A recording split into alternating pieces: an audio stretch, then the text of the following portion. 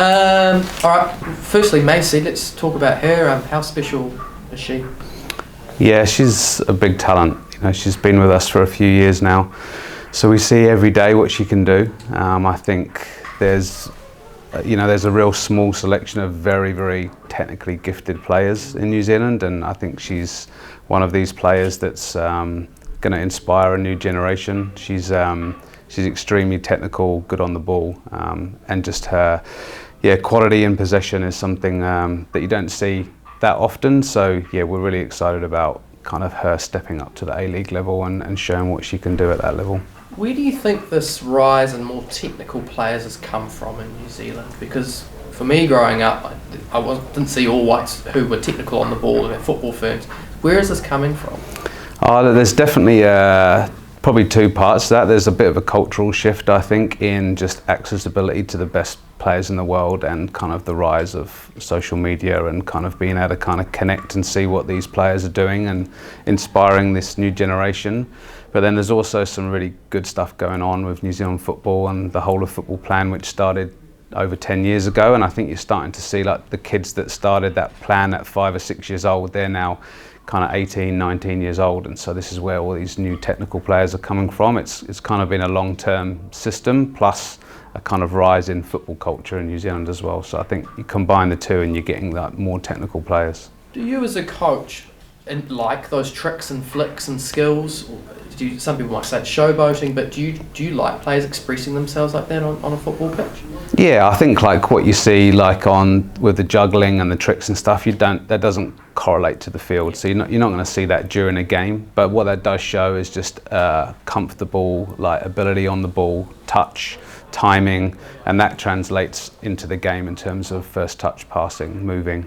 And then you might see some more kind of ground-based tricks where the ball's on the ground and they're kind of ducking and diving around the ball to get away from people. So it can cross over a little bit, but you don't get the direct what you see on a TikTok video like happening on the field very often. But in terms of players expressing themselves, yeah, 100%. We want to be a team that plays really attacking football, that fans can enjoy and the people in the stadium want to come and watch. And so sometimes that is a little bit of kind of trickery and someone beating a player 1v1. It gets the crowd on their feet, it gets people interested. Like I'm very much for authenticity, individuality, and if they can bring that on the field and it can be effective, then yeah, absolutely. Because it also brings an unpredictableness to your football as well, and in terms of chance creation, I think we saw with the Ferns a lack of an ability to score a goal. Do you think moving forward this is going to help the Phoenix, the national team, find more ways to score goals moving forward? Yeah, for me, like it's really important to get balance. I think we need technical players to be able to keep possession more, because we talk a lot about, like national teams, male and female, like having more possession. But if all you do is keep possession, then you potentially take away individuality and those kind of attacking threats as well. So for me, it's just about the balance between the two. You want to play possession-based football, but with purpose. And when you get into those attacking parts of the field, you want players to be able to beat their opponent 1v1. When you isolate them, you want people to create stuff in the final third to be able to score goals. And unpredictability plays a huge role in that, because you want to try and keep well-drilled defences kind of off guard and pull people out of position. So, if you've got players that can beat people 1v1 and are comfortable in that situation, then I think it adds a huge amount to your team. So it's just about getting the balance between the two. Yeah, because that balance, like we see Spain and Germany, two classic examples where the number 9 has kind of disappeared in their football, and so is that a danger as well that you're conscious of in New Zealand, that we may rely too much on technical players and not enough on sometimes being a physical presence in a box, or being a number 9, a classic number 9? Yeah, look, I think the World Cup, for everyone that's watched the World Cup, you can see there's so many ways to play football and there's so many ways to score. You look at Spain last night, they've been renowned for this passing and they've kept the ball the most out of any other team, but the goal that gets to the final is a screamer from outside the box. Like it's not a passing goal, it's not kind of like a move that took 20 passes, a short corner and she smashed it in.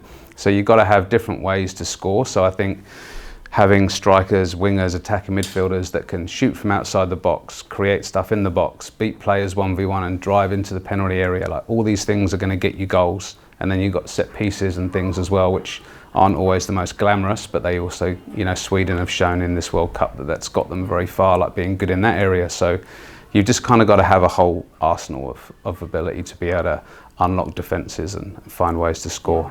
So looking forward to this season then, how different is the team going to look for people at home compared to last season?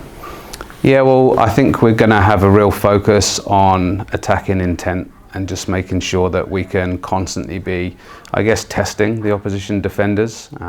It's good to watch. High-paced football is good to watch.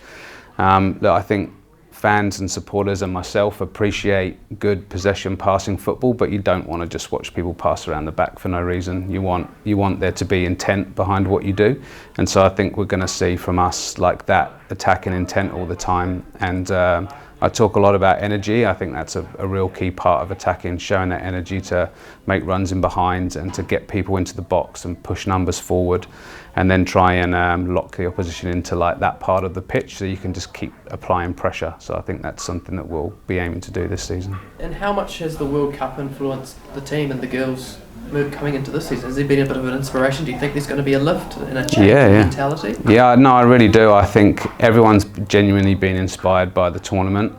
I think we get to watch these, don't we, on TV every 4 years, the male and the female World Cup, the Olympic Games, things like that, but they're always so far away, and it's like normally the middle of the night or early in the morning. So to have them all here, prime time, for us to be able to go to the stadiums and watch the games, see these best players in the world live, I think it is inspirational, and I think it has changed the perception of so many footballers out there. And yeah, I'm just super excited that we can kind of keep the momentum going into the A-League, and yeah, hopefully all those Wellington fans that have been going to the stadium to watch the World Cup games can come to the Phoenix and watch us, and we can entertain them just as much and create that kind of buzz around the team.